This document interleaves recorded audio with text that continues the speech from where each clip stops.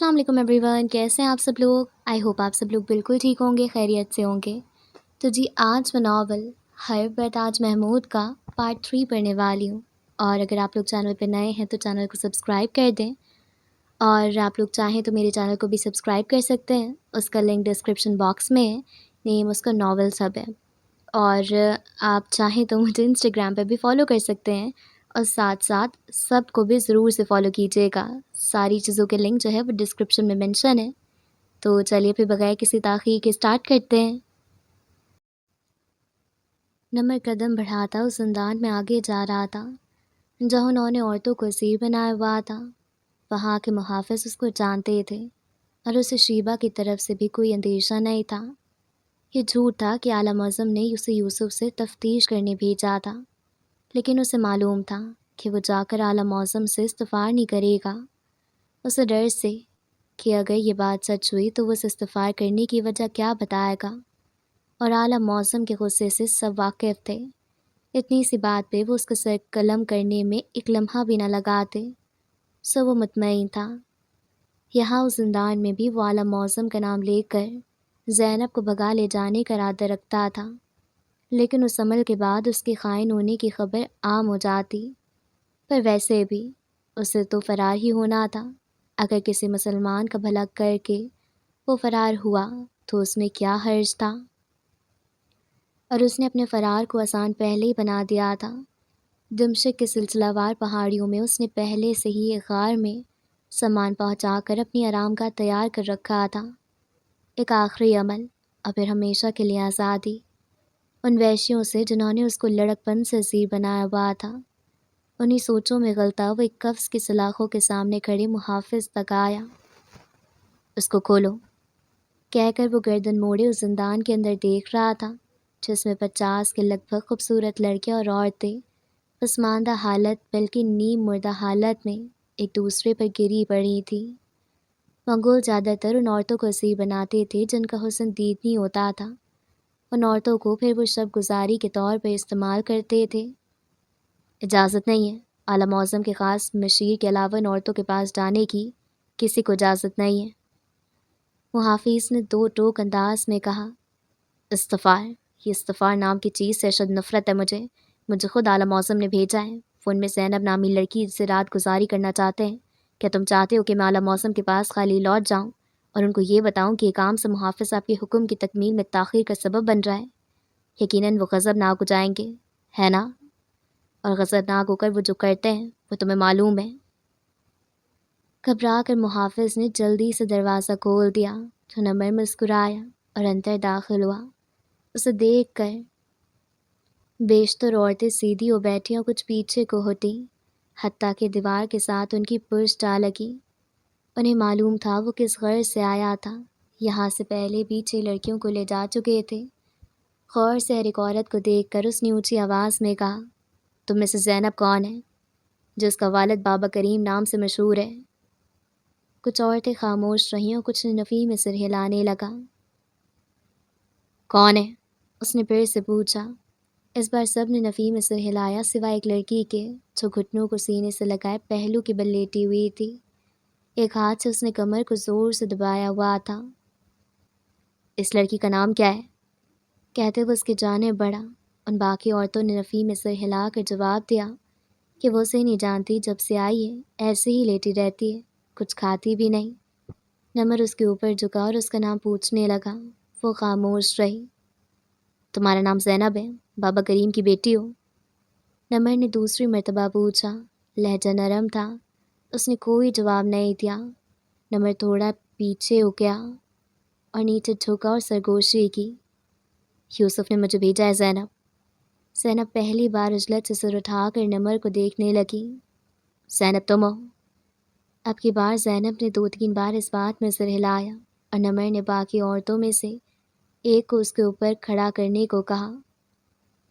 एक औरत बढ़ी और उसे ऊपर उठाने की कोशिश की तो वो कराहने लगी और उसका कमर पर रखा हाथ कुछ वहाँ से हटा तो खून की नमी ज़ाहिर हुई। नमर ने हैरत से उसकी जानिब देखा। वो ज़ख्मी थी। एकदम उसकी आंखों में तफक्कुर उभरा।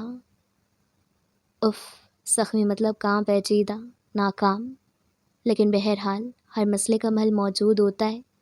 اس کے مصادق نمر نے گہری سانس لیا اور اس عورت کو ایک دوسری عورت کی مویت میں باہر لے جانے لگا۔ جب کوئی پوچھتا تو اس کے پاس جواب موجود تھا۔ اولا موسم کو لڑکی چاہیے تھی، چونکہ وہ بیمار ہے تو اس کی طبیب کے پاس لے جانا ہے تاکہ کل کی رات کے لیے وہ موزوں رہے، اور یہ لمحوں کا کھیل تھا۔ جب تک تصدیق کی جاتی وہ فرار ہو چکے ہوتے، دھند سے بڑے راہ میں گم ہو جانے کی طرح۔ جب ایک ماہر فریب کار ایک دفعہ غائب ہو جائے تو اسے ڈھونڈنا دھند میں سوئی تلاش کرنے کے مترادف ہوتا ہے۔ یوسف دل کے اندیشوں کو دبانے اور آگے کی کارکردگی کا مظاہرہ کرنے میں تامل کو جھٹکنے کی سعی میں ادھر ادھر ٹہل رہا تھا۔ اس کا ٹہلنا محافظ کو چوکنا کیے ہوئے تھا، لیکن اس کو کوئی پرواہ نہیں تھی۔ آلے کو بازو میں کپڑے کے نیچے چھپائے وہ ایک چور نظر محافظ پہ ضرور ڈالتا تھا۔ آخر کار ہمت کر کے وہ محافظ کے قریب آیا۔ مجھے پیاس لگی ہے۔ تم زندان میں اسیر ہو، میرے بابا کے مہمان نہیں، خاموشی سے بیٹھو، تمہاری چال کو میں خوب سمجھے ہوئے ہوں۔ محافظ نے درشتی سے کہہ کر آنکھیں دکھائیں۔ یہ بھی صحیح ہے، کر لو منمانی، قیامت کے دن دیکھنا تمہارا کیا حشر ہوتا ہے۔ یوسف نے شانے اچکاتے بظاہر ہار مانتے نیچے زمین پر جا بیٹھا۔ قیامت سے مجھے نہ ڈراؤ، کوئی یقین نہیں مجھے ان فضولیات پہ، مجھ سے پوچھو تو یہ سب کچھ لوگوں کو ڈرائے رکھنے کا ایک طریقہ ہے۔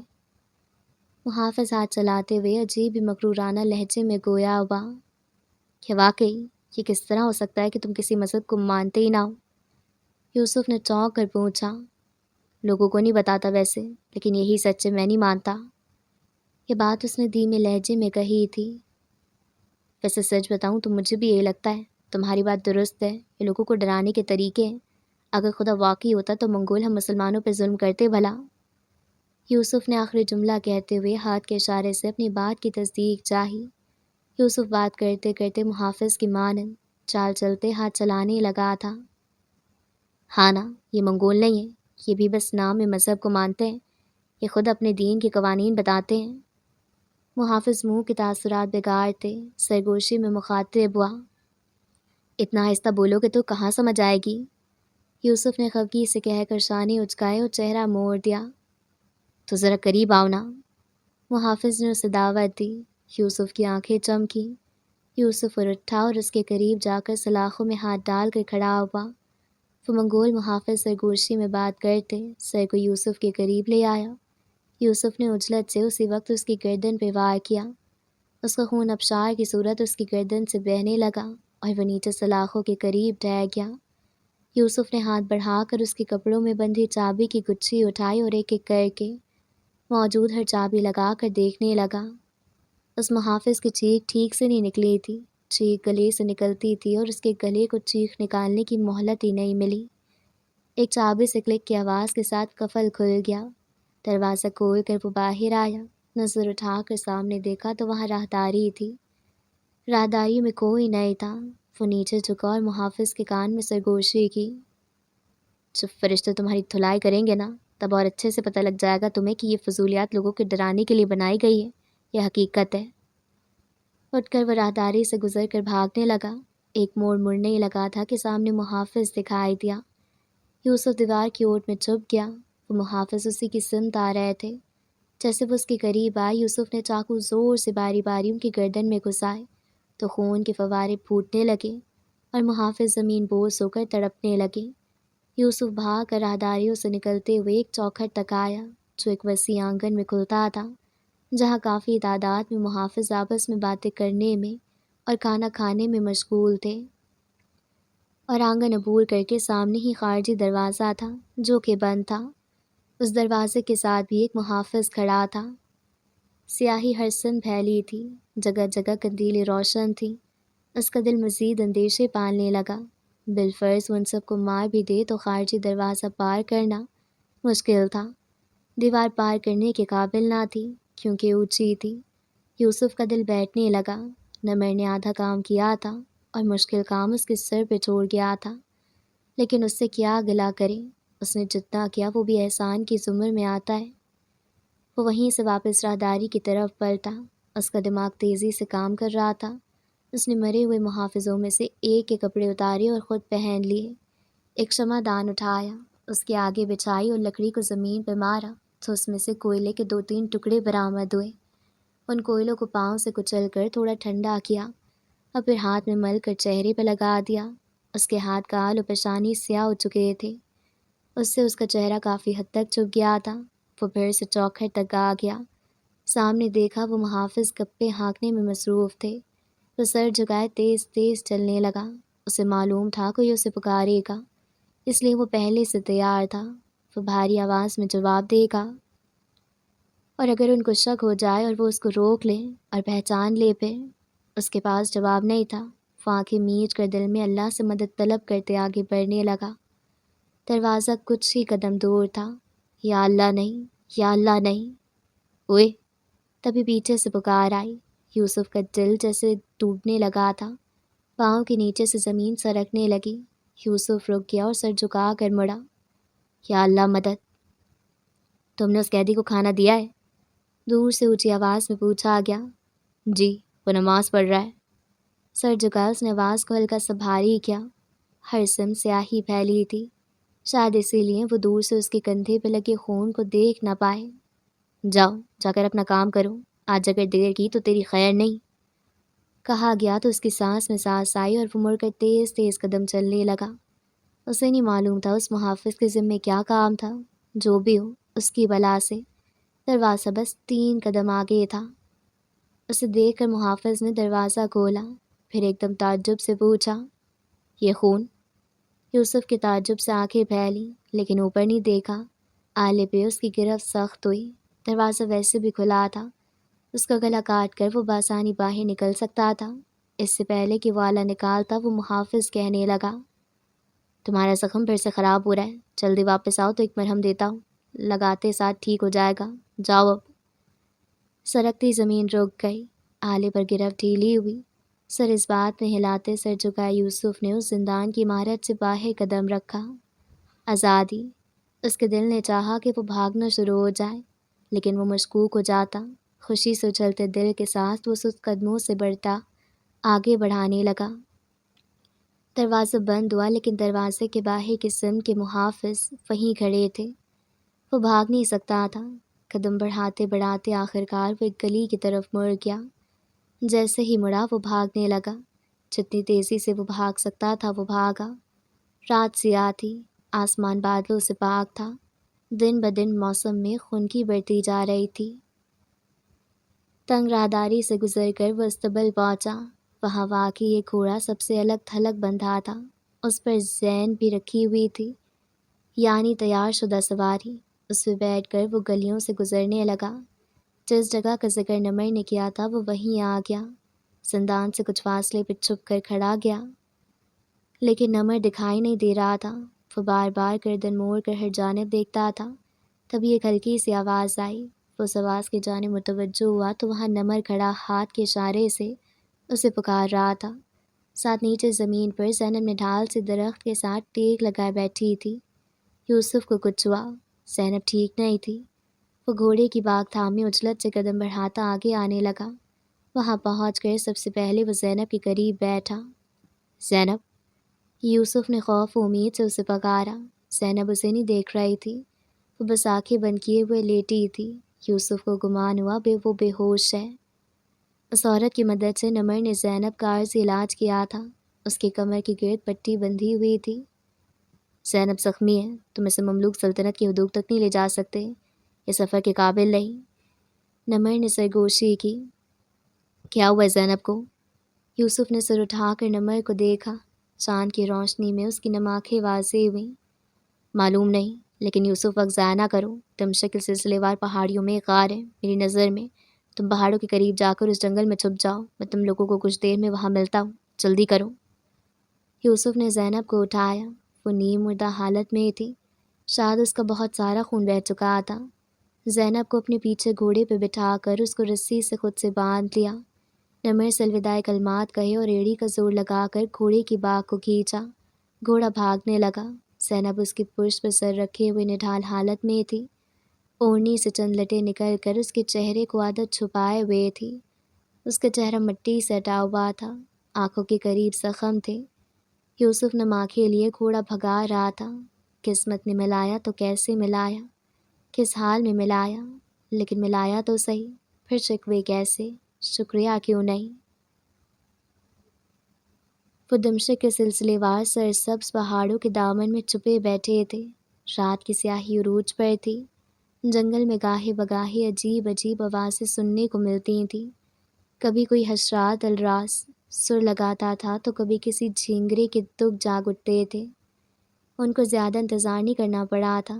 نمر نے ان کو ڈھونڈ نکالا اور انہیں اپنے ساتھ لے کر چلنے لگا۔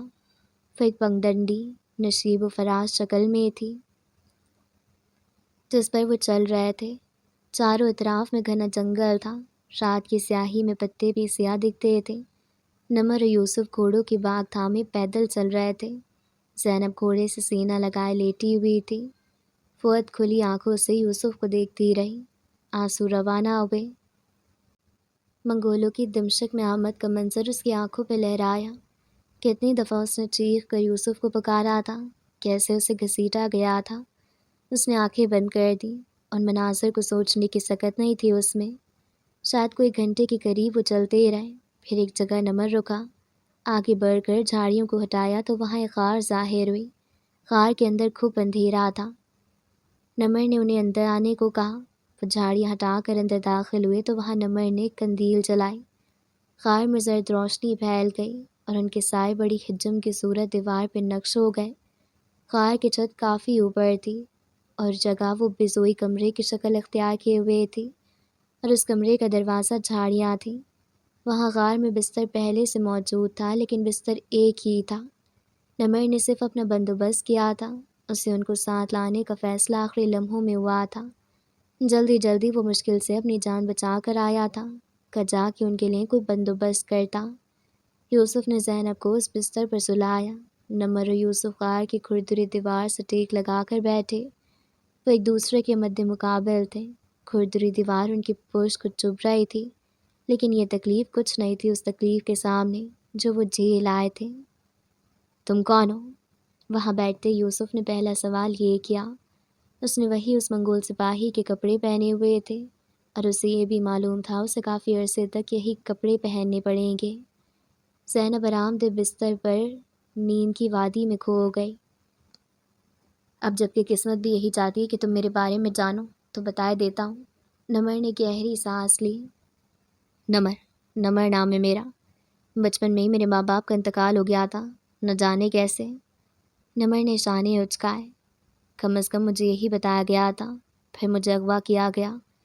میں کافی چھوٹا تھا، مجھے کچھ ٹھیک سے یاد نہیں۔ سمجھ بوجھ والی عمر میں اس سب کا خود سے اندازہ لگایا۔ مجھے نہیں معلوم میرے ماں باپ کون تھے، یا میرے بہن بھائی تھے یا نہیں۔ اغوا ہونے کے بعد کافی عرصے تک میں بغداد میں رہا۔ وہاں پہ مجھ سے مانگنے کا کام لیا جاتا تھا۔ پھر جب میری عمر 15 سال کے قریب ہوئی تو مجھے ایک منگول علاقے میں بیچا گیا۔ تب سے میں ان کے ساتھ ہی رہتا رہا۔ اس غار کی مقدس خاموشی میں صرف نمر کے بولنے کی آواز تھی، جیسے باقی ساری دنیا سکوت اختیار کیے اسے سن رہی تھی۔ پھر ان سے غداری کیوں کر رہے ہو؟ اور تم ان کی فوج میں کیسے ہو؟ ان کی فوج میں جانا مشکل نہیں ہے۔ فارم فوجیوں سے صرف لڑنے کا کام لیتے ہیں، کوئی خاص خبر وہ ظاہر نہیں کرتے، سو وہ رکھ لیتے ہیں فوجی۔ میں بھی گیا ان کی فوج میں، لیکن میں ان کا حامی نہیں تھا۔ میرا مقصد کچھ اور تھا۔ میں اپنے وطن بغداد جانا چاہتا تھا، اپنے مسلمان لوگوں کے ساتھ رہنا چاہتا تھا۔ ان کی فوج کے ذریعے میں بغداد میں داخل ہوا اور وہیں فرار ہو گیا۔ پھر پتہ ہے مجھے کون ملا؟ وہی شخص جس نے مجھے اغوا کیا تھا اور بیچا تھا۔ اس کے سینے میں تیور پیوسا تھا، اس کی آخری سانسیں چل رہی تھیں جب اس نے مجھے بتایا کہ بغداد میرا اصل شہر نہیں ہے، مجھے دمشق سے اغوا کیا گیا تھا، تبھی میں بغداد کو چھوڑ کر دمشق آیا ہوں۔ اگر تم نہ بھی ملتے میں نے فرار ہونا تھا۔ میرا مقصد ان کی قید سے آزاد ہونا تھا، اور میں نے اپنا مقصد پورا کر لیا ہے۔ 9 سال لگے لیکن کر لیا۔ یوسف کو ایک لمحے کے لیے لگا اس کو اس کا بھائی مل گیا ہے۔ اس کی باتیں اس کو سکون پہنچا رہی تھیں۔ اس کا دل چیخ چیخ کر گواہی دے رہا تھا۔ اس کے نقوش اس کے بھائی سے نہیں ملتے تھے، لیکن بڑے ہو کر تو نقش تبدیل ہو جاتے ہیں نا۔ اس کی آنکھیں وہیں تھیں، سنہری، لیکن اس کے بھائی کا نام نمر نہیں، عمر تھا۔ کیا پتہ جس نے اس کو اغوا کیا اس نے اپنی طرف سے نام رکھا وہ عمر کا۔ اغوا کرنے والے کو اس کے اصل نام کا کیسے علم ہو سکتا ہے بھلا؟ وہ خود تو ناسمجھ معصوم تھا، اس کو خود سے کچھ بھی یاد نہیں۔ اسے وہی پتہ ہے جو اس اغوا کار نے اسے بتایا تھا۔ یوسف مخمصے میں پڑ گیا۔ کئی سورج ابھرے اور آفتاب میں غروب ہوئے، کئی چاند ہلال سے بدر میں تبدیل ہوئے اور بارشیں برسیں، پھر دھوپ چھایا، پھر بارشیں برسیں، موسم تبدیل ہوا، خنکی بڑھ گئی۔ ان سلسلے وار پہاڑیوں نے سفید دلہن کا جوڑا پہن لیا، لیکن یوسف کے دل کے آسمان و فضا کا موسم نہ بدلا۔ سیاہ بادل چھائے رہے، پھر سیاہ بادل جن کا برسنا نہ برسنا دونوں نقصان دہ تھا۔ زینب کی حالت بہتر نہ ہوئی، بگڑ گئی تھی۔ اس کا زخم خراب ہو گیا تھا۔ وسائل کے نہ ہونے کی وجہ سے علاج بہتر طور پر نہ ہو سکا۔ دن کا زیادہ تر حصہ وہ بخار میں تپتی رہتی تھی، سوکھ کر تنے کی طرح لاغر ہو چکی تھی۔ اب تو کچھ بولتی بھی نہیں تھی، چہرہ زرد پڑتا جا رہا تھا۔ یوسف اس کے غم کے ساتھ ساتھ جنگ میں شرکت نہ کر سکنے کے غم میں گھل رہا تھا۔ اس کے پاؤں کسی نادیدہ زنجیر میں بندھے ہوئے تھے۔ وہ زینب کو اکیلا چھوڑ کے کیسے جاتا؟ نمر تھا، لیکن پھر بھی وہ غیر تھا۔ زینب کا ہر کام یوسف کو کرنا پڑتا تھا۔ وہ کسی غیر کو اپنی بیوی سونپ کر کیسے جاتا؟ لیکن اس کا دل تکلیف سہتے سہتے گل سڑ گیا تھا جیسے۔ روز زینب کے قریب بیٹھتے اس کی آنکھیں نم ہو جاتی تھیں۔ شروع کے دنوں میں تو وہ اس سے معافی مانگتی تھی کہ وہ اس پر بوجھ بن چکی ہے۔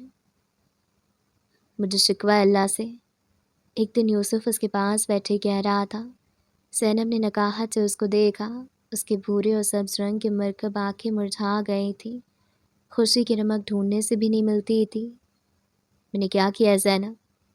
نظر اٹھا کر ماضی کو دیکھتا ہوں تو دل خون کے آنسو روتا ہے، حال کو دیکھتا ہوں میری بے بسی میرا سینہ چیرتی ہے، اور مستقبل میں دور دور تک کچھ نظر نہیں آتا۔ میں تھک گیا ہوں زینب۔ یوسف اس کا ہاتھ تھامے سر جھکائے رو رہا تھا۔ غار میں زرد روشنی پھیلی تھی، نمر کہیں باہر تھا۔ زینب نے رن سے اسے دیکھا۔ یوسف کو صرف شیبہ کی غداری کا علم تھا، اس کے علاوہ وہ کچھ نہیں جانتا تھا۔ اس روز دمشق میں کیا ہوا یوسف کچھ نہیں جانتا تھا۔ کیا وہ اس کو سب کچھ بتا دے؟ وہ شیبہ کی غداری پر ہی رنجیدہ تھا۔ وہ اسے کچھ اور بتاتی تو کیا وہ سہ پاتا؟ ہرگز نہیں۔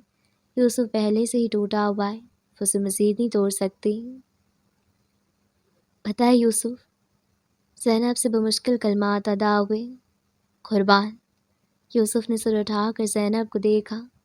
کہاں وہ زندگی سے بھرپور زینب، کہاں یہ مایوس و بیمار زینب؟ میں روز اللہ سے دعا کرتی ہوں۔ ایک آنسو ٹوٹ کر زینب کے تکیے میں جذب ہو گیا۔ میرے یوسف کو آزاد کر دے، میری جان لے لے مالک۔ اس کا لہجہ دل چیر دینے والا تھا۔ یوسف کے لیے نہیں۔ یوسف نے نفی میں سر ہلاتے سر جھکا کر رونے لگا۔ اس کے ساتھ پورا غار رونے لگا۔ زرد روشنی ویران آنکھوں سے انہیں دیکھتی رہی۔ اب اس کی زبان اس کا ساتھ نہیں دیتی، اب وہ کچھ نہیں بولتی تھی۔ سردی کی سرد راتیں اس کے مرض کو اور خراب کر دیتی تھیں۔ اس نے کئی دفعہ سوچا کہ وہ زینب کو لے کر مملوک سلطنت کی حدود میں داخل ہونے کی کوشش کرے، لیکن خراب موسم اور زینب کی بگڑتی حالت اس کے ارادے کو پست کر دیتی تھی۔ یوسف پورا دن زینب کی ضروریات کے بعد کچھ وقت نمر کے ساتھ گزارتا تھا، یا پھر تنہائی میں، اور نمر ان کے کھانے پینے کا بندوبست کرتا تھا اور اطراف میں چکر بھی لگاتا تھا۔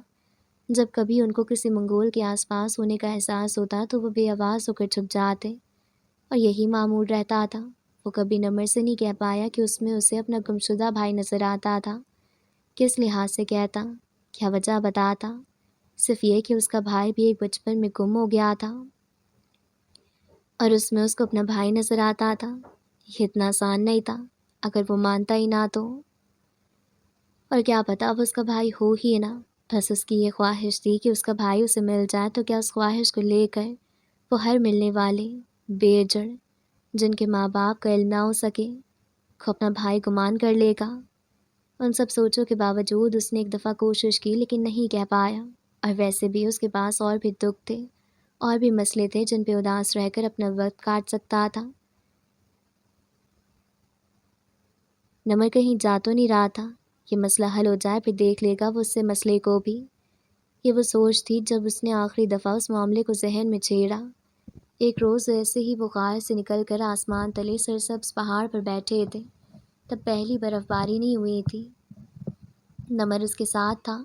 وہ دور آسمان اور زمین کے نادیدہ خطا امتیاز کو تک رہا تھا کہ جب وہ نمر سے مخاطب ہوا، میری خواہش تھی کہ میں جنگ میں حصہ لوں، لیکن اس نے جملہ ادھورا چھوڑ دیا۔ بہت پہلے سے نمر اس کی حالت کو بخوبی جان چکا تھا۔ وہ زینب کو چھوڑ کر جنگ پر جانا چاہتا تھا، لیکن اس کا ضمیر اس چیز پہ راضی نہیں ہو رہا تھا۔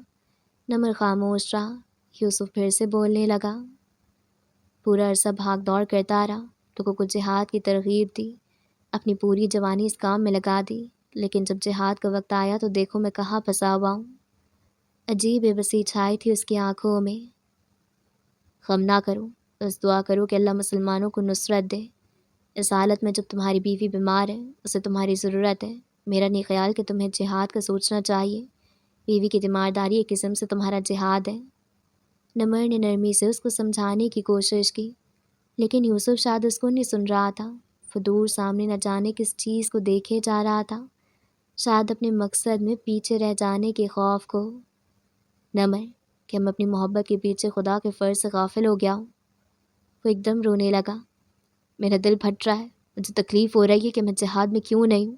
ادھر مسلمان مر رہے ہوں گے اور میں ادھر ایسے ہی بیکار بیٹھا ہوں۔ وہ بالکل بچوں کی طرح رونے لگا۔ آج کل یوسف ہر دوسری بات پر اشک بہاتا نظر آتا تھا۔ اس کا دل زخمی تھا، ہر وقت اس سے خون رستا تھا۔ نمر جلدی سے اس کے قریب آئے اور اس کے گرد بازو حمائل کیے۔ تم ادھر ایسے ہی نہیں بیٹھے یوسف، اپنی بیمار بیوی کی خدمت میں لگے ہو، یہ کافی نہیں۔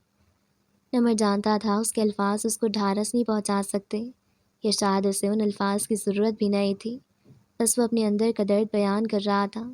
اندر سے اسے خود بھی معلوم تھا کہ اس حالت میں یہ جہاد واجب نہیں۔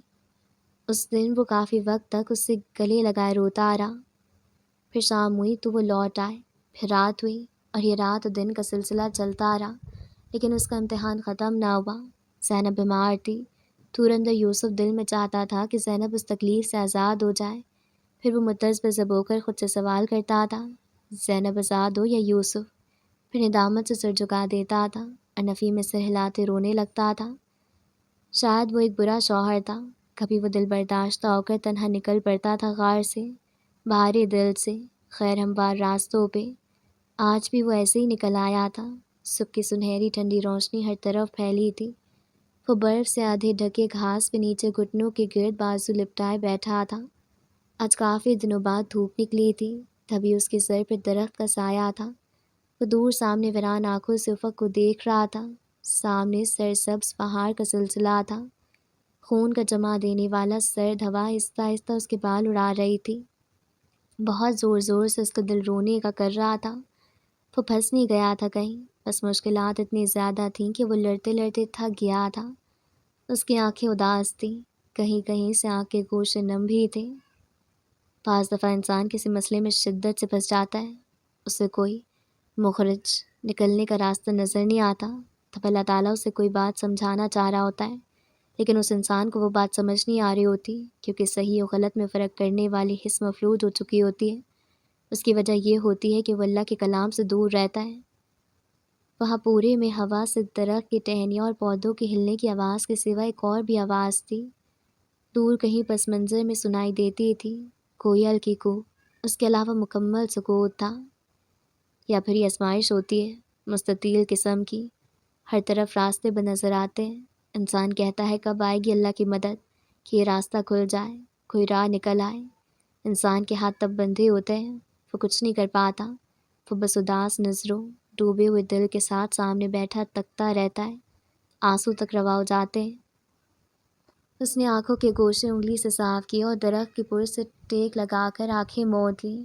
ہر طرف اندھیرا چھا گیا، ہر منظر چھپ گیا، لیکن وہ ہوا کی خنکی کو محسوس کر سکتا تھا۔ قاہرہ، مملوک سلطنت۔ مملوک سلطنت کے مرکزی شہر قاہرہ اور مصر کے علاوہ بھی کئی شہروں میں جگہ جگہ جنگ کی تیاری زور و شور سے جاری تھی۔ ہر جانب جنگی اوزار تیز کیے جا رہے تھے۔ مسجدوں میں، قہوہ خانوں میں، ہر جگہ جنگ کی بات چل رہی تھی۔ ہر کوئی تیار تھا۔ یہ روح کافی عرصے بعد اپنے خول سے باہر نکل کر دشمن سے نبرد آزما ہونے کی تیار تھی۔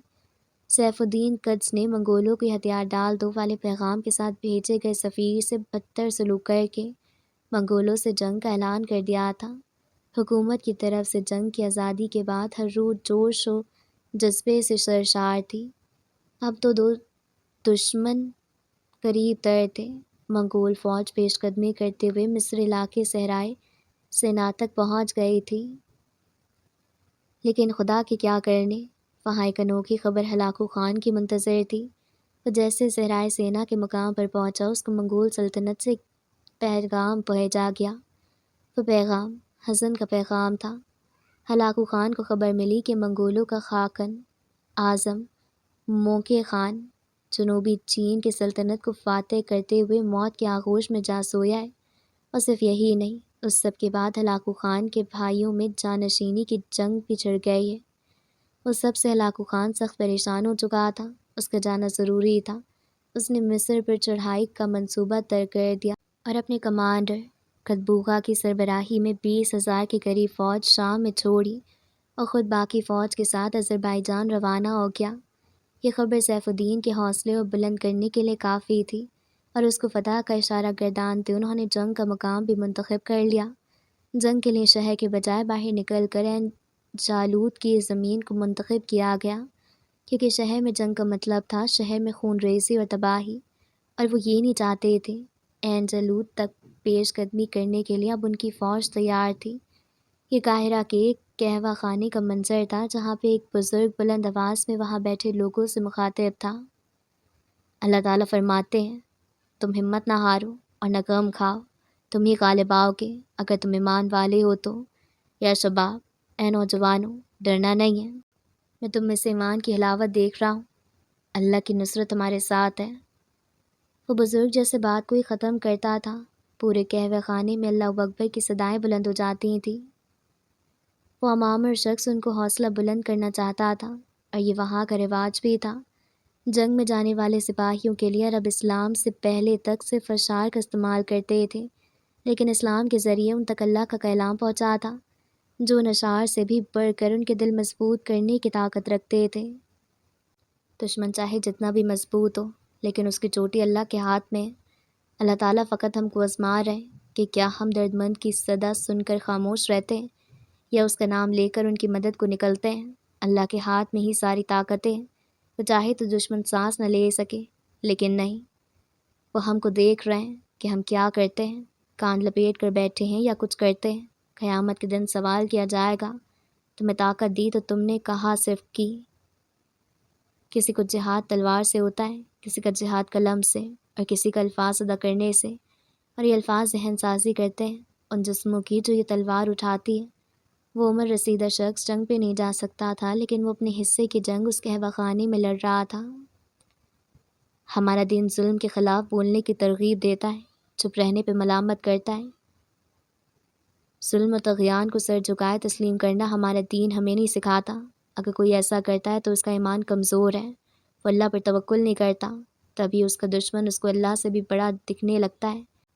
کیا وہ نہیں جانتا اللہ ہر شے سے بڑا ہے؟ قہوہ خانے میں ایک دفعہ پھر سے اللہ اکبر کی صدائیں بلند ہوئیں۔ سرد رات میں ان دونوں کا جسم ٹھٹرتا تھا۔ غار گرم تھی، غار کے داہنے بڑھی ہوئی جھاڑیاں سردی کو کم کر دیتی تھیں، لیکن اتنی بھی نہیں کہ ایسے موسم میں بغیر بستر کے سکون سے لیٹا جا سکے۔ بستر ایک ہی تھا اور اس پر زینب سو رہی تھی۔ زینب کی طبیعت اب آہستہ آہستہ ٹھیک ہو رہی تھی، وہ مرجھائی آنکھیں اب کبھی کبھار ہنس دیتی تھیں۔ یوسف بھی آج کل کم شکوے کرتا تھا، اسے امید تھی بہت جلد وہ زینب کو لے کر یہاں سے چلا جائے گا۔ سونے سے پہلے زینب نے پہلی دفعہ مستقبل کے متعلق بات کی تھی۔ وہ اپنے ہاتھوں سے نیا گھر تعمیر کریں گے اور بہت بہتر زندگی گزاریں گے۔ وہ کچھ اور بھی بتانے لگی تھی مگر رک گئی، اس کی آنکھیں رنجیدہ ہو گئیں، مگر ذکر نہ کیا۔ یوسف نے اصرار کیا تو وہ مصنوعی سے ہنس دی اور ٹال گئی، لیکن وہ بعد میں کبھی پوچھ لے گا، ابھی تو زینب ویسے بھی تندرست ہونے لگی تھی۔ اس سے بات کرتے یوسف ماضی کی یادوں میں کھونے لگتا تھا، جب زندگی آسان تھی اور وہ دونوں صحت یاب تھے۔ ایسا ایک منظر اس کی آنکھوں کے سامنے منڈلانے لگا۔ یہ کچھ عرصہ پہلے کی بات تھی، جب یوسف کام سے بغداد آیا تھا اور اپنے ساتھ زینب کو بھی لے آیا تھا۔ کام مکمل تو ہوا، لیکن عمر سے دمشق واپس لوٹ آنے کی تصدیق چاہنے کے لیے وہ اس کی جانب خط لکھ رہا تھا۔ دریائے دجلہ کے کنارے پانی کی سطح تک سنگ مرمر کی سیڑھیاں بنی ہوئی تھیں۔ انہیں سیڑھیوں پر بیٹھے تھے یوسف تیسرے زینے پر بیٹھے گھٹنے پر چرمی کاغذ رکھے سیاہی سے خط لکھ رہا تھا، جبکہ زینب پانچویں زینے پر بیٹھی پاؤں دریائے دجلہ میں ڈالے دور تیرتی کشتیوں کو تک رہی تھی۔ اس کے بال اوڑھنی میں مقید تھے، لیکن ایک باغی سی باریک لٹ اوڑھنی سے نکل کر تیز ہوا کے باعث چہرے کے گرد رقص کرتی نظر آ رہی تھی۔ یوسف! کچھ لمحے بعد زینب نے اسے پکارا۔ چرمی کاغذ پر قلم چلاتا ہاتھ روک کر یوسف نے ایک مصروف نظر اٹھا کر اسے دیکھا۔ بغداد اور دمشق میں کیا فرق ہے؟ یوسف نے اچنبھے سے مسکرایا۔ یہی کہ بغداد ایک حکومتی سطح پر دارالحکمت ہے اور دمشق صوبائی سطح پر، اور بغداد ہر چیز میں دمشق سے آگے، سیاست میں، ثقافت میں، علم و دانش میں، معاشیت میں، فن تعمیر میں، حتیٰ کہ آبادی میں بھی۔ تم سمجھے نہیں۔ زینب ہنوز دریا دجلہ کی جانب رخ کیے کشتیوں کو تک رہی تھی۔ دور پانی کی لہریں آہستہ سے رینگتی ہوئی ان کے قریب آ رہی تھی۔ سمجھاؤ پھر۔ بغداد نے بہت پہلے ترقی کر لی تھی، بہت علم سمیٹ لیا تھا، لیکن وہ محبت کرنا بھول گئے۔ بغداد مغرور ہے اور دمشق مہمان نواز۔ بغداد شہر علم و دانش ہے اور دمشق شہر محبت ہے۔ اپنا شہر ہر کسی کو پیارا ہوتا ہے خانم، سر جھٹکتے یوسف نے مسکرا کر کہا اور پھر سے خط لکھنے لگا۔ اپنے شوہر کی بات نہیں، میں یہاں بیت الحکمت دیکھنے آئی تھی، لیکن وہاں کا کارندہ مسودوں کو بلندہ تھامے جتنے تفاخر سے مجھے کم علم ثابت کرنے پر تلا تھا، یہ چیز میرا دل زخمی کر گئی۔ دل چھوٹا نہ کرو، کسی ایک شخص کے رویے کی وجہ سے پورے شہر کو ایسا نہ کہو۔ تمہیں بغداد سے بہت امیدیں ہیں، تبھی تم اس کے بارے میں کچھ نہیں سن رہے، لیکن میں تمہیں بتاؤں، بغداد کبھی نہیں نکلے گا اپنی خاطر۔ یہاں سب خود غرض ہیں، یہ کوئی فروئی مسئلے پر ایک دوسرے کی جان لینے پر آ جاتے ہیں۔ تم ان کے اتحاد پہ یقین رکھتے ہو؟ یوسف بس زینب کو دیکھتا رہا۔ وہ اسے لاجواب کر گئی تھی، لیکن بہرحال وہ پر اعتماد تھا۔ ماضی غار کے اس کھردرے دیواروں میں کہیں گم ہو گئی اور حال نے اپنی جگہ سنبھال لی۔ غار کی ایک طرف زینب لیٹی ہوئی تھی اور دوسری جانب یوسف اور نمر قریب سو رہے تھے۔ یوسف سو نہیں رہا تھا، لیٹے ہوئے غار کی چھت کو تک رہا تھا۔ اس کا ذہن مستقبل میں کرنے والے افعال کا سوچ رہا تھا، کس طرح وہ زینب یہاں سے نکلیں گے اور وہ زینب کو کسی محفوظ جگہ پہ چھوڑ کر جنگ کے لیے جائے گا۔ جنگ مسلمان جیت لیں گے، وہ اور زینب واپس دمشق آ جائیں گے، زندگی آسان ہو جائے گی۔ وہ اپنے بچوں… یوسف! نمر نے آواز دی۔ یوسف سوچ کی وادی سے نکل کر حال میں واپس آیا۔ تخیل میں انسان کیا کیا نہیں کر سکتا۔ میں کافی وقت سے ایک بات سوچ رہا ہوں۔ نمر کسی خیال میں کھوئے ہوئے بول رہا تھا۔ اس کا بھی شاید یوسف والا حال تھا، سو وہ بھی نہیں رہا تھا، چھت کو گھور رہا تھا۔ کون سی بات؟ جہاد کے متعلق، نمر نے جواب دیا۔ یوسف خاموش رہا، اس کے بعد مکمل کرنے کا انتظار کرنے لگا۔ وہ دونوں غار کی چھت کو گھور رہے تھے۔ نمر بولنے لگا۔ میرا ایک دوست تھا خراسان میں، وہ بھی مسلمان تھا۔ پھر ایک دن ہم جہاد کے بارے میں بات کرنے لگے تو اس کی باتیں سن کر ہی مجھے اندازہ ہوا کہ جہاد جیسے موضوع پر بھی اختلاف ہے۔ نمر نے رک کر سانس لی۔ یوسف خاموشی سے سن رہا تھا۔ میں نے بچپن سے یہی سنا تھا، جہاد کے دو اسباب ہیں، جہاد فی سبیل اللہ، مسلمان ملکوں میں ہوتے ظلم کے خلاف جہاد، اور کوئی قوم اگر آپ سے جنگ کرے تو دفاعی طور پہ جہاد کرنا۔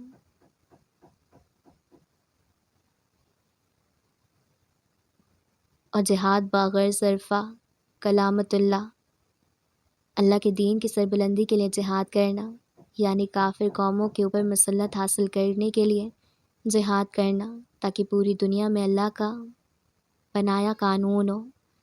لیکن وہ دوسرے سبب کا، صرف رسول اللہ اور صحابہ کی زندگی تک محدود ہونے کا قائل تھا۔ ابھی ہم ویسے ہی کسی قوم پر قبضہ نہیں کر سکتے جیسے کہ رسول اللہ نے مکہ اور صحابہ نے فارس اور روم کو فتح کیا تھا۔ نمر خاموش ہوا، پھر گردن موڑ کر یوسف کو دیکھا۔ مجھے بات سمجھ آ رہی ہے، لیکن جو چیز تمہیں کھٹک رہی ہے وہ پوچھو نمر۔ یوسف نے اس کی گردن موڑنے پر اسے دیکھ کر جواب دیا۔ جہاد فی سبیل اللہ والی بات تو سمجھ آتی ہے، لیکن یہ جہاد بغیر ظرفہ کلامت اللہ، اس سب پر آ کر میرے سوالات جنم لینا شروع ہوتے ہیں۔ مجھے اس بات سے کوئی غرض نہیں کہ یہ صحابہ اور رسول اللہ کی زندگی تک محدود ہے یا نہیں۔ مجھے یہ بات کھٹکتی ہے کہ کیا یوں کسی کے بھی ملک پر تسلط حاصل کرنا اللہ کے نام کی بلندی کے لیے، اور جب وہ تسلط قائم ہونے نہ دیں تو ان سے جنگ کرنا اور خون بہانا، کہ یہ درست ہے؟ نمر اب پھر سے چھت کو تکنے لگا۔ یوسف بھی چھت کو ہی گھور رہا تھا۔ یہ پہاڑ کس طرح غار کی شکل اختیار کر لیتے ہیں؟ کیا کوئی ان کا تراشتا ہے؟ قرآن میں ایک آیت ہے، یوسف بولنے لگا، اور ہم نے زبور میں نصیحت کی بات لکھ دیا ہے کہ زمین کے وارث میرے صالح بندے ہوں گے۔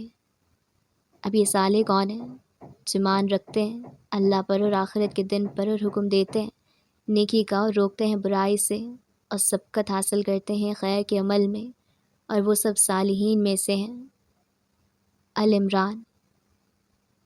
یہ زمین کسی ایک قوم یا کسی ایک خطے کی جاگیر نہیں ہے۔ اولاد آدم میں سے کوئی بھی وارث بن سکتے ہیں، چاہے وہ سیاہ فام ہو، چاہے وہ گورے ہوں، چاہے چینی ہو، چاہے عرب ہو، چاہے عجم ہو، بشرطیے کہ وہ نیک ہو۔ تو زمین کے وارث کون ہیں؟ صالحین۔ سا لیٹے لیٹے نمر نے شانے اچکائے۔ اور جب کسی خطے پر غیر صالح قوم حکومت کرنے لگے تو کیا کیا جائے؟ ان کی حکومت قبول کر لی جائے؟ نہیں، تب اللہ تعالیٰ نے اپنے صالح بندوں کو ان سے جنگ کرنے کا کہا ہے۔ ان سے جنگ کرو حتیٰ کہ فتنہ باقی نہ رہے اور دین، نظام حیات پورا کا پورا اللہ کے لیے ہو جائے۔ ان سے جنگ کرنے کا حکم اس وجہ سے ہے کیونکہ وہ صالح نہیں ہیں، وہ فتنہ و فساد پھیلاتے ہیں، حدود اللہ کی پامالی کرتے ہیں۔ ان کے پاس حق پہنچایا گیا ہے، انہیں نیکی کا حکم دیا گیا ہے، لیکن وہ نہیں مانے، انہوں نے منہ موڑ لیا، بلکہ اللہ سے دشمنی پال لی، اللہ کے دین کے خلاف خفیہ سازشیں کرنے لگے۔ تو اس گمراہ حکومت کے سدباب کرنے کی ضرورت پیش آ گئی، کیونکہ جب حکومت ہی غیر صالح ہو تو وہ حکومت اس پوری قوم کو اللہ کے دین پر چلنے سے روکے گی۔ اگر بظاہر دین پہ چلنے سے نہیں بھی روکے تو بھی وہ حکومت شرک اور ایسی بے حیائی کو پھیلائے گی کہ ہر خاص و عام اس خبیث عمل میں شریک ہو جائے گا، کیونکہ فتنہ ایک ایسی کیفیت کو بھی کہتے ہیں کہ جس میں ایمان پہ رہنا اور اس پر عمل کرنا مشکل ہو جائے، اور فتنہ و فساد صرف کالم گلوچ کرنے، قتل و غارت کرنا یا شورش پھیلانے کو نہیں کہتے۔ لغت میں فتن کے معنی ہے سونے کو تپا کر دیکھنا کہ وہ کھوٹا ہے یا کھرا۔ مجازاً اس سے مراد ہر وہ چیز لی گئی ہے جو انسان کو امتحان اور آزمائش میں ڈالنے والی ہو، کیونکہ آزمائش میں بھی انسان ایک طرح سے تپتا رہتا ہے۔ مکہ کے مشرکوں نے جو مسلمانوں کے ساتھ کیا وہ آزمائش ہی تھی۔ حضرت بلال کے آہد آہد کہنے پہ انہیں تپتے صحرا پہ اوندھا لٹایا جاتا تھا۔ یہ فتنہ ہی ہے، کسی کو اللہ کی راہ سے ہٹانا اور ان کو کسی اور شے میں مشغول کر دینا فتنہ ہی ہے، اور جو فتنہ پھیلائے اللہ نے اس سے جنگ کرنے کا حکم دیا ہے۔ دونوں چھت کو تک رہے تھے، ایک بول رہا تھا دوسرا سن رہا تھا۔ بولنے والا ایک جملے پہ سانس لیتا اور آہستہ آہستہ بات جاری رکھتا تھا، جیسے اسے معلوم ہو ان کے پاس کافی وقت ہے، وہ ان باتوں سے اپنا وقت کاٹ رہے ہوں، جیسے رات کی سیاہی کو دن کے اجالے میں تبدیل ہوتا دیکھنا چاہتے ہوں۔ جیسے الحاصل الکلام، اصل مقصد دنیا میں اللہ کے قانون کا رائج ہونا ہے، پھر چاہے کوئی بھی کرے۔ ان سے تسلط اسی لیے چھینا جا رہا ہے کیونکہ وہ حق بات کو نہیں مان رہے۔ صالحین کو نہ ان کا خون چاہیے نہ ان کی زمین، انہیں صرف اللہ کا قانون چاہیے۔ اور کیوں اللہ کا قانون چاہیے؟ کیونکہ جس نے کائنات خلق کی اسی کا حکم ہے کہ اس کا قانون رائج ہو، وہ کسی غیر کی شراکت برداشت نہیں کرتا، جو مالک اسی کا قانون، اور اللہ کا قانون وہی چلا سکتا ہے جو صالحین ہو۔ بات مکمل کر کے یوسف خاموش ہو گیا، نمر کچھ نہیں بولا، وہ بھی بس خاموشی سے چھت کو گھورتا رہا۔ نہ جانے اس کے ذہن میں کیا چل رہا تھا، یوسف نے بھی اس سے کچھ استفسار نہیں کیا۔ اور اس سب کے بعد جب صالحین سے حکومت چھین لے تب بھی وہ ان کو زبردستی دین میں شامل نہیں کرتے، ان سے جزیہ لیا جاتا ہے تاکہ وہ زیر دست نیچا ہو کر رہیں، اور زبردست اونچا اللہ کا نام ہو۔ چند ثانیے خاموش رہنے کے بعد یوسف پھر سے گویا ہوا، اسے نیند نہیں آ رہی تھی، وہ چاہتا تھا نمر اس کے ساتھ گفتگو میں حصہ لے، خود سوال کرے، کچھ بتائے، لیکن نمر بس چھت کو گھورتا رہا، پھر آنکھیں موند لیں۔ شاید اسے اپنے سوال کا جواب مل گیا تھا، یا وہ کچھ اور ہی سوچ رہا تھا؟ جو اچھا انسان ہوتا ہے نا، وہ اپنے حقوق کے ساتھ ساتھ دوسروں کے حقوق کی بھی پاسبانی کرتا ہے۔ انسان کے ذمے اپنے حقوق کے ساتھ ساتھ دوسروں کے حقوق بھی ہیں۔ اپنا جلتا گھر بجائے تو دوسرے کا جلتا گھر بھی بجائے، خود گناہ سے بچ رہا ہے تو دوسروں کو بھی بچائے۔ یہی رویہ اجتماعی بھی ہے۔ ایک قوم اپنے خطا میں فتنہ و فساد پھیلائے، دوسروں کے حق سلب کرے، اس خطے میں اللہ کے پیغام کے اشاعت ہونے سے روکے، جو اللہ کا نام لے ان سے بیر بالا جائے، خدا کی حدود کو پامال کرے، تو دوسرے اقوام کو اس کو روکنے کے لیے نکلنا چاہیے، کیونکہ یہ ان کا فرض بنتا ہے۔ یوسف اس بات سے بے خبر کہ نمر سو چکا تھا بولتا رہا، پھر نہ جانے کب نیند نے اسے بھی آغوش میں لے لیا۔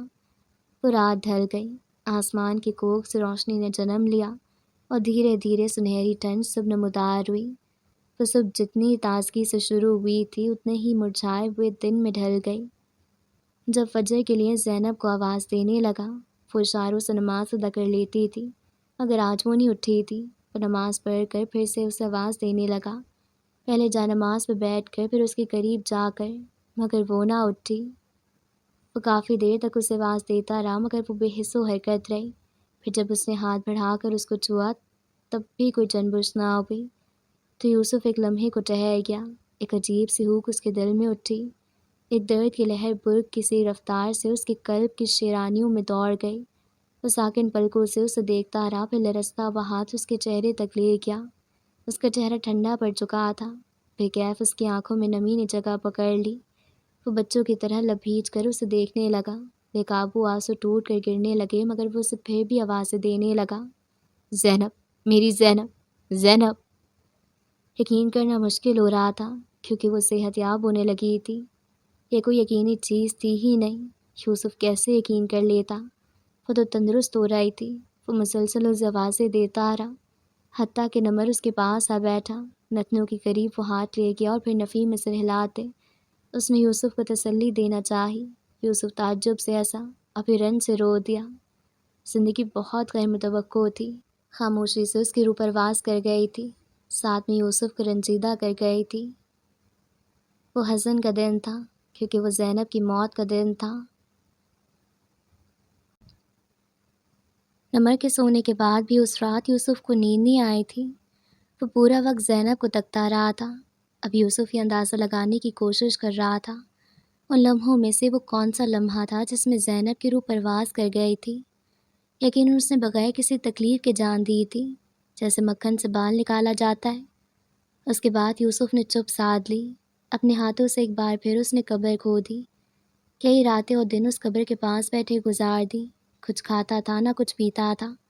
زینب کی موت کے بعد یوسف کے پاؤں آزاد تھے، وہ جا سکتا تھا، جہاں چاہے وہاں جا سکتا تھا، لیکن اب وہ کچھ بولتا ہی نہیں تھا۔ نمر اس کا خمسار ثابت ہوا، اس کا دل بہلایا۔ وہ سب کیا جو ایک دوست بلکہ بھائی کر سکتا تھا، لیکن یوسف اس کے ساتھ کچھ تعاون کیے بغیر تنہائی کو پسند کرتا تھا۔ تب ایک دن اس کی ملاقات ضحاک سے ہوئی تھی۔ ضحاک جو اس کا بچپن کا دوست بھی تھا اور ان کی تنظیم کا حصہ بھی رہا تھا، اس کی مہم کا ساتھی۔ ضحاک دمشق کا حال دیکھنے آیا تھا، یہ اسی نے بتایا، اور ساتھ میں یہ بھی بتایا کہ عمر زندہ ہے اور یوسف کی راہ تک رہا ہے۔ اور ایک اور بھی کام تھا اس کے ذمے جو مکمل نہ ہو سکا۔ کون سا کام تھا یہ نہیں بتایا اس نے۔ ضحاک کو دیکھ کر یوسف اپنے حواس میں آنے لگا تھا جیسے۔ ضحاک کو جلدی عین جالوت پہنچنا تھا، کیونکہ جنگ شروع ہونے کو تھی۔ یوسف کو ایک لحظے نہیں لگا فیصلہ کرنے میں، وہ اس کے ساتھ جا رہا تھا۔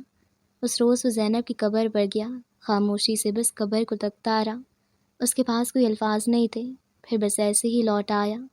نمر کو خدا حافظ کہہ کر یوسف ضحاک کے ساتھ روانہ ہوا۔ یوسف اب ایسا دکھتا تھا جیسے ہو احساسات سے آری۔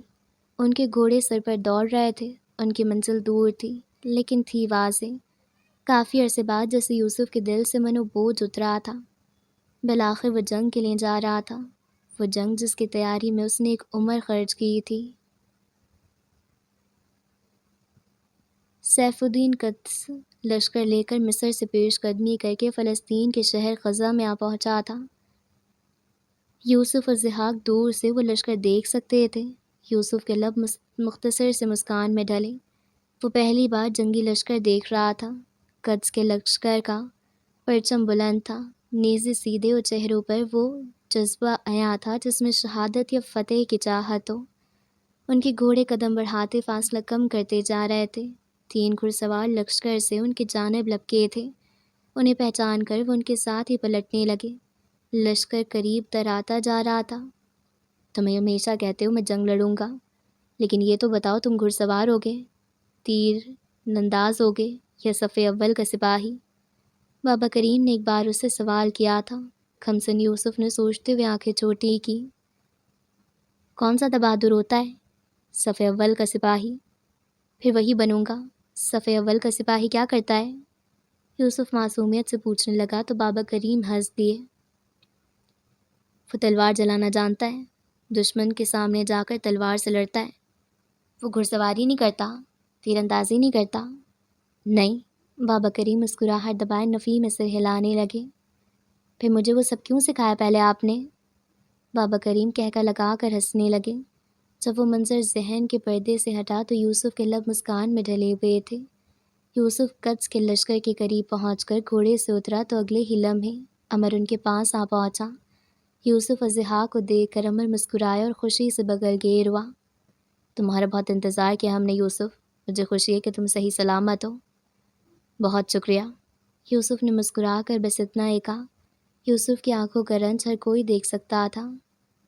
تم جنگ کا خواب دیکھتے تھے، اب جنگ تمہاری چوکھٹ پر کھڑی ہے۔ خدا کا شکر ہے۔ سیف الدین قدس امیر بیرس کے ساتھ کھڑے ہو کر پورے لشکر کا جائزہ لینے لگا۔ ان کی آنکھوں میں فخر بھی تھا، جوش و جذبہ بھی۔ کچھ ہی وقت گزرا تو وہ اپنے گھوڑے پر سوار ہوئے، براہ راست جنگ کی جانب، براہ راست عین جالوت کی جانب۔ خدا ہمارا حامی و ناصر ہو۔ امیر رکن الدین بیبرس نے بلند آواز لگائی۔ یکدم اللہ اکبر کی صدائیں گونجنے لگیں، گھوڑوں میں حرکت آئی، لشکر آگے بڑھنے لگا۔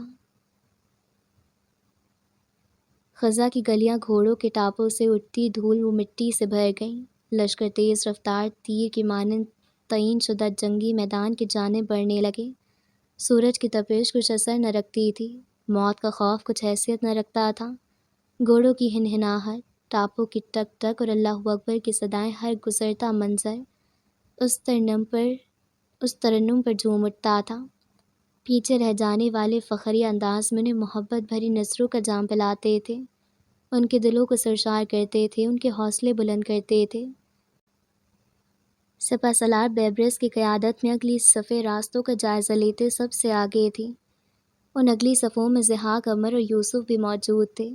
ہرگز زرتی بستی، جنگل، کھردری زمین، نشیب و فراز کو محفوظ قرار دیتے آگے بڑھتے جاتے تھے۔ وہ بحیرہ روم کے قریبی راستے پر رواں تھے۔ وہاں کا موسم مرطوب اور زمین زرخیز تھی۔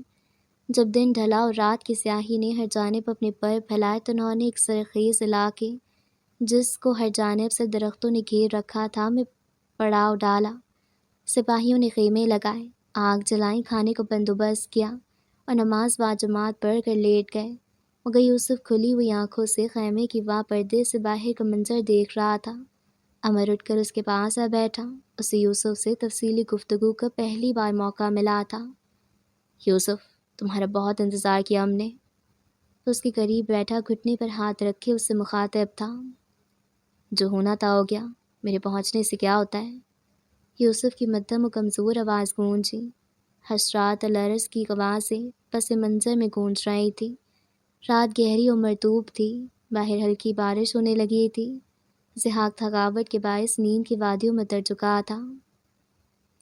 شیبہ غدار نکلا یوسف، اس بے غیرت نے ہمیں منگولوں کو بیچ دیا۔ عمر نے گویا بہت بڑی خبر سنائی تھی، مگر یوسف خاموشی سے باہر بارش کی گرتی بوندوں کو تکتا رہا۔ تم جانتے ہو یہ بات؟ میں دمشق گیا تھا، اس نے مجھے پکڑوا لیا، مجھ سے قاہرہ میں موجود جنگجو گروہوں کی خبر لینا چاہتا تھا۔ میں نے کچھ نہیں بتایا اور اس نے، میرے بچپن کے دوست نے، مجھ پر ہاتھ اٹھایا، مجھے کوڑوں سے مارا۔ اس کے لہجے میں رنج تر آیا۔ تم کیسے نکل آئے یوسف؟ ضحاک نے بچایا ہے تمہیں؟ یوسف خاموش رہا۔ کسی رحم دل نے مدد کی۔ یوسف نے کچھ دیر بعد کہا، ابن عمار، شیبہ کا والد نے کئی عرصے پہلے ہی منگولوں کے ساتھ دوستی کر لی تھی۔ بدلے میں وہ دمشق کے والی بنتے۔ ابھی منگول دمشق میں داخل ہی نہیں ہوئے تھے، ہمارے دمشق میں موجود جنگجو گروہ جن کو ہم نے مختلف مقامات پر تیار کر رکھا تھا وہ شہید ہو گئے۔ خدا جانے انہیں زہر دیا گیا یا کیا۔ جب منگول آئے ہم اکیلے رہ گئے، کوئی جنگجو گروہ موجود نہیں تھا، سب شہید ہو چکے تھے۔ منگولوں کو دیکھ کر سلطان بھی ہڑبڑا گیا، اس نے اپنے سپاہی نکالے، شہر کی حفاظت کے لیے بھیجے، مگر تب تک دیر ہو چکی تھی۔ منگولوں سے نپٹنا یوں بھی آسان تھوڑی تھا، جنگی اقدام کرنے ہی ہوتے ہیں۔ سلطان نے ہماری ایک نہیں سنی، کاش وہ پہلے ہی ہماری بات سن لیتے۔ امر دھیمی آواز میں اداسی سے کہہ رہے تھے، بابا کریم کیسے شہید ہوئے؟ امر، میرے بھائی کیسے شہید ہوئے؟ جب تم یہاں زندہ سلامت موجود ہو تو میرے بھائی میرے بابا کیوں نہیں؟ یوسف نے شکوہ کے نہ آنکھیں بارش کی بوندوں سے ہٹا کر امر کو دیکھا۔ ان آنکھوں میں شکوہ بھی تھا، رنج بھی تھا اور آنسو بھی۔ امر نے اس کا ہاتھ تھام لیا۔ یوسف، میرے ہاتھ میں ہوتا تو میں پورے دمشق کو بچا لیتا۔ جب اچانک غداری کا علم ہوا تو بابا کریم زینب کی جانب چلے گئے۔ عتبہ عبید میرے ساتھ تھے، ہم لڑ رہے تھے، اگر مجھے محسوس ہوا ہم انہیں جیت نہیں پائیں گے۔ ہم پھنس گئے تھے، ہماری آدھی سے زیادہ طاقت چلی گئی تھی۔ امر، تمہید نہ باندھو، مجھے بتاؤ کہ میرے بھائیوں کو چھوڑ کر تم کیوں بھاگ آئے؟ میں نے ان کو نہیں چھوڑا یوسف، تم ناانصافی کر رہے ہو۔ میں نے ان کو ساتھ لیا، الخلیل کی جانب جانے کا سوچنے لگا تھا۔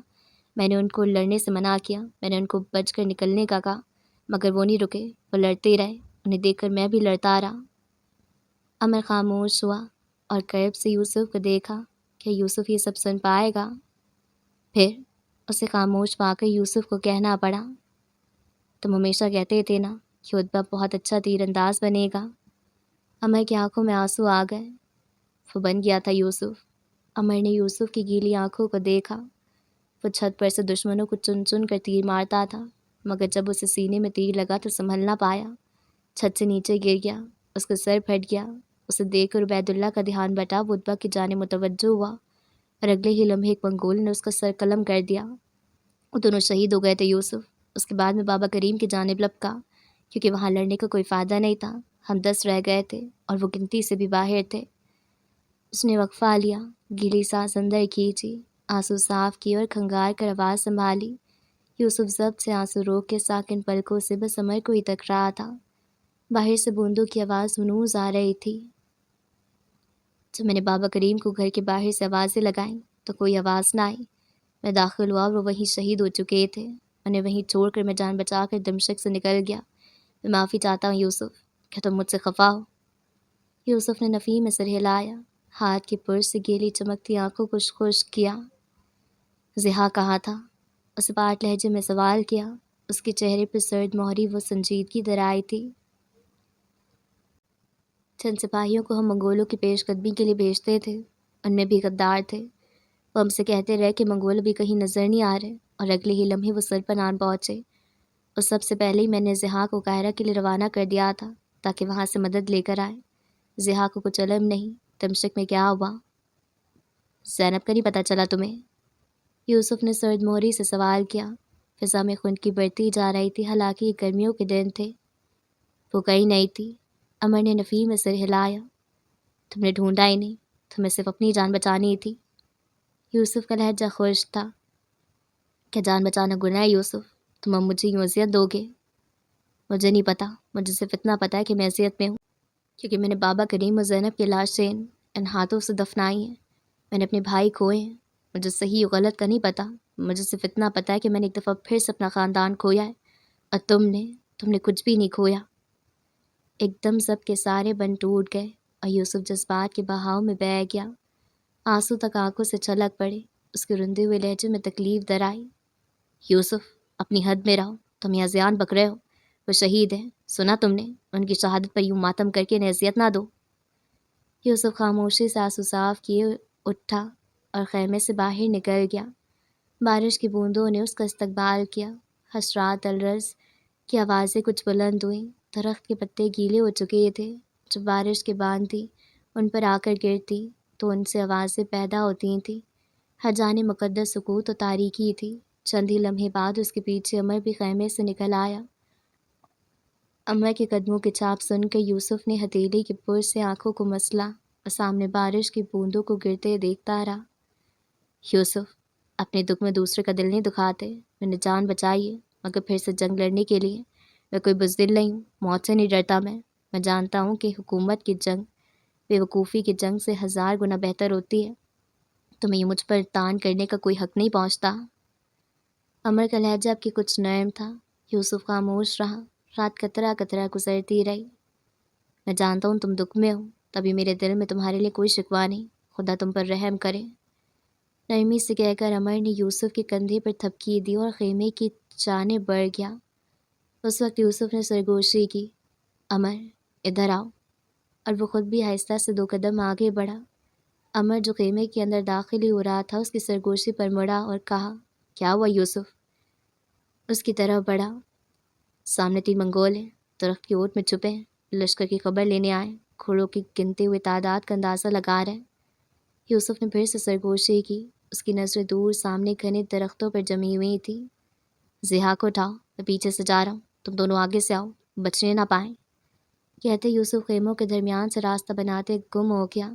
امر جلدی سے خیمے میں سوئے ضحیٰ کو اٹھایا اور تیر و کمان اٹھائے باہر نکلی. محافظ سپاہیوں کو خبر دینی چاہیے. ضحیٰ نے مندی مندی آنکھوں کو مسلتے ہوئے کہا، ان کو چھوڑو، ہم خود ہی سنبھال لیں گے، آ جاؤ. کہتے امر خیمے سے باہر نکلا. وہ دونوں نظر بچا کر درختوں کی اوٹ میں چھپتے ان کے قریب جا رہے تھے. ان 3 منگولوں کچھ محسوس ہوا جیسے کوئی گڑبڑ ہو. ایک نے دوسرے سے واپس چلنے کو کہا، تیسرے نے بھی اس بات میں سر ہلایا، مگر اگلے ہی لمحے ایک منگول کے عقب سر میں تیر پیوست ہو گیا. یوسف ان کے عقب میں درخت کی اوٹ سے نشانہ باندھے کھڑا تھا. منگول ہڑبڑائے، پھر چوکس ہو کر تیز کا نشانہ یوسف کی جانب باندھا، لیکن اگلے ہی لمحے دوسری جانب سے امر نے نشانہ باندھا اور دوسرے منگول کی گردن میں تیر پیوست ہوا. تیسرے نے عجلت میں تلوار سینے میں پیوست کر کے خود ہی اپنی جان لے لی. ان تینوں کی لاش قریب آ کر وہ جمع ہوئے. امر نے مسکرا کر یوسف سے ہاتھ ملایا. یوسف نے مسکرا کر سر کو خم دیا. پھر مجھے کیوں اٹھایا تم دونوں نے؟ ضحیٰ نے مصنوعی انداز میں منہ بسورا اور پھر اگلے ہی لمحے ہنس دیا. منگولوں کو وہیں چھوڑ کر وہ خیمے کی جانب بڑھے. تو جی اس ویڈیو کو میں یہیں پہ اینڈ کرتی ہوں اور امید کرتی ہوں کہ آپ سب لوگوں کو اچھی لگی ہوگی. ویسے اس والے پارٹ میں کافی کچھ ہوا ہے، مطلب وہ والا سین جہاں پہ یوسف ریئلائز کہ اس نے زینب کو کھو دیا، مطلب زینب کی روح پرواز کر چکی تھی اور وہ اسے اٹھا رہا تھا. That was very intense. وہ بہت ایموشنل سین تھا وہ، کہ ٹرسٹ می مجھے اس کی 2 بار میں ریکارڈنگ کرنی پڑی ہے، بیکاز اس کے ایموشنس مجھے تب اتنے زیادہ مطلب فیل ہو رہے تھے نا کہ آئی کانٹ. اگر آپ لوگوں نے بھی مطلب آپ لوگ بھی اسے سنیں گے تو آپ کو بھی فیل ہی ہوگا کہ وہ کتنا زیادہ انٹینس تھا. مطلب جو ٹرموائل یوسف کی چل رہی تھی نا پھر اندر سے، اور پھر وہ سب کچھ ہو رہا تھا وہ سب. اور پھر اب یہ والا سین جہاں پہ اچھا مجھے بابا کریم والا سین بھی بہت زیادہ ایسا لگا تھا. اور اب ادبا اور عبید کا جب میں نے سنا نا تو وہ بھی کافی زیادہ ایموشنل تھا. مطلب ایک تو دیٹ پرٹیکولر تھنگ کہ وہ لڑتے ہوئے مطلب شہید ہوئے ہیں، اس چیز نے نا اور اسے زیادہ انٹینس بنا دیا تھا. مطلب I don't know how to explain it. مجھے نہیں لگتا کہ شاید میں اس چیز کو یہاں پہ ایکسپلین کر پاؤں گی یا پھر میرے پاس ابھی ورڈس مجھے ملیں گے یہ سب کچھ بولنے کے لیے. تو خیر اس ٹاپک کو ہم پھر کبھی کے لیے چھوڑ دیتے ہیں. تو ابھی جہاں تک ہمیں پتہ لگا ہے کہ مملوک سلطنت نے جو ہے نا وہ جنگ کے لیے مطلب جنگ ان کی جو ہے ان کی طرف سے روانہ ہو چکی ہے اور وہ میدان جنگ میں جائیں گے، ہے نا. اور اب وہاں پہ جنگ ہوگی اور بیچ میں جو منگولوں کا لیڈر تھا نا ہلاکو خان، اس کو پتہ لگا تھا کہ اس کے اپنے ہی بھائیوں میں کچھ کیا کہتے ہیں جنگ وغیرہ چل رہی، آپس میں لڑ رہے ہیں، اور وہ وہاں کے لیے روانہ ہو گیا تھا آدھے سپاہیوں کو لے کے. مطلب 20,000 پتہ نہیں کتنے سپاہی تھے، ان کو لے کے چلا گیا تھا اور کچھ کو یہاں پہ چھوڑ گیا تھا. تو اب آدھے منگول ہیں اور یہاں پہ ان کے ساتھ یہ لڑیں گے، اور مجھے لگتا ہے کہ اوبویسلی فتح تو انہیں لوگوں کی ہوگی. اور دیکھتے ہیں آگے پھر کس طرح سے کیا ہوتا ہے کیا نہیں ہوتا ہے نا. تو چلیے پھر اب میں اس ویڈیو کو یہیں پینڈ کرتی ہوں. اور اگر آپ لوگ چینل پہ نئے ہیں تو پلیز اس چینل کو سبسکرائب کیجیے گا. اور جی آپ لوگوں کو میرے چینل کو بھی لازمی سے سبسکرائب کرنا ہے. اس کا لنک آپ کو ڈسکرپشن باکس میں مل جائے گا، اور وہاں پہ جا کے آپ نے مجھے کامنٹ میں ضرور بتانا ہے کہ ہاں جی ہم نے سبسکرائب کر لیا ہے. اور آپ کو سب کا انسٹا کا ہینڈل بھی سبسکرائب کرنا ہے ضرور سے، اور میرا انسٹا ہینڈل بھی سبسکرائب کرنا ہے. آپ کو سبھی کے لنک جو ہیں وہ ڈسکرپشن باکس میں مل جائیں گے. اور جی اچھا، مجھے آپ لوگوں کو ایک اور چیز بھی بتانی تھی. جیسا آپ لوگوں کو پتہ ہے کہ سب جو ہے وہ ایک پبلشنگ ویب سائٹ ہے. تو آپ اگر نیو رائٹر ہیں یا پھر آپ اگر کسی کو جانتے ہیں جو کہ ناول لکھ رہا ہے، تو آپ سب سے کانٹیکٹ کر کے وہاں پہ اپنا ناول پبلش کرا سکتے ہیں. وہاں پہ ایکسکلوزیو ناولس بھی پبلش ہوتے ہیں. ٹھیک ہے، تو آپ چاہیں تو سب کو ریچ آؤٹ کر سکتے ہیں اس چیز کے لیے. اور اگین انسٹاگرام کا ہینڈل اور ویب سائٹ کا جو لنک ہے سب کا جو ہے وہ ڈسکرپشن میں آپ کو مل جائے گا. تو چلیے پھر اسی کے ساتھ مجھے اجازت دیجیے. اللہ حافظ.